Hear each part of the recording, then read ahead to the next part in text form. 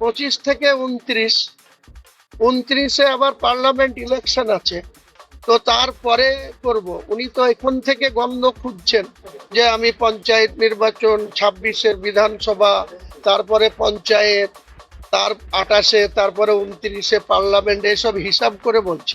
আমি পলিটিক্স করি ঠিকই, কিন্তু ওনার মতো এত নিচু মানসিকতা নিয়ে আমি চলি না। আমি আমার ধর্মের মসজিদ বানাবো, সেই মসজিদটা বাবরি মসজিদ একটা ছিল, সেই বাবরি মসজিদটা যে কোনো কারণে সুপ্রিম কোর্টের নির্দেশে সেই জায়গাটা বিতর্কিত ছিল।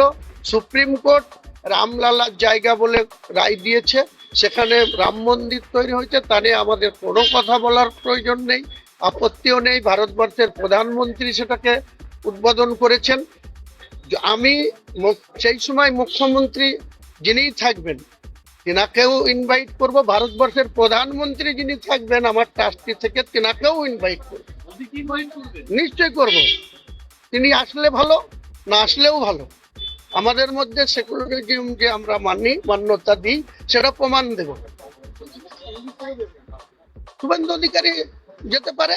শুভেন্দু অধিকারী আমার সম্বন্ধে রেজিনগরে খুব ভালো জানেন, ওনাকে ডেটটা মেনশন করবেন যে 17ই জানুয়ারি 2016 উনি আমাকে ওখানে হ্যারাসমেন্ট করার জন্য ওখানকার ওই জেলার সমস্ত এমএলএ, তখন বেশি এমএলএ ছিল না, একজন এমএলএ ছিল, 17ই জানুয়ারি 2016 সুব্রত শাহ, তিনিও এক্সপায়ার করে গেছেন।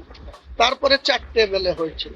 তো সেই সময় উনি ট্রান্সপোর্ট মিনিস্টার এবং দলের অবজারভার ছিল তৃণমূলের, দিদির নাম্বার 2 ছিল। তো তখন উনি আমাকে ওখানে অবজ্ঞা করে, আমাকে অসম্মান করে, আর একজন জেলা সভাপতি তিনি মান্নান হোসেন মারা গিয়েছেন, তিনাকে নিয়ে আমার বাড়ির কাছে তিনি মিটিং করতে গিয়েছিলেন। ও বুনো ওল হলে আমি বাগাতে তুল, তো ও আমাকে মাইনাস করে করতে গিয়েছিল। ডেট মেনশন করে বলছি, টাইমটা ছিল 17ই জানুয়ারি 2016, সময় রেজিনগর রিলায়েন্স স্টেশন মাঠ, সময় ছিল 2টো। তো ও যখন আমাকে মাইনাস করে মিটিং ডেকেছিল, ওখানে সভা করতে গেছিল, আমিও ঠিক বললাম ও বাগা ওল হলে আমি বুনো তেঁতুল।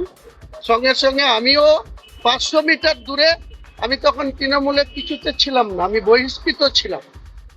26শে ফেব্রুয়ারি 2015 আমাকে তৃণমূল বিনা কারণে উইদাউট নোটিশে আমাকে বহিষ্কার করে দিয়েছিল পার্থ চট্টোপাধ্যায় মহাসচিব। এই শুধু আপনাদের মাধ্যমে, কোনো নোটিশ, এবার তো নোটিশ পেয়েছি, এবার নোটিশও পাইনি, আমাকে বহিষ্কার করে দিয়েছিল 6 বছরের জন্য। তো তারপরে আমি মাননীয় রাজ্য সভাপতি আমাদের বক্সিদার কাছে এসেছিলাম যে সামনে ভোট, আমার বহিষ্কারটা যদি তুলে দেওয়া যায়। তুলে তো দেয়নি, উল্টে আমার বাড়ির কাছে 17ই জানুয়ারি 2016 এই শুভেন্দু অধিকারী মিটিং করতে গিয়েছিল।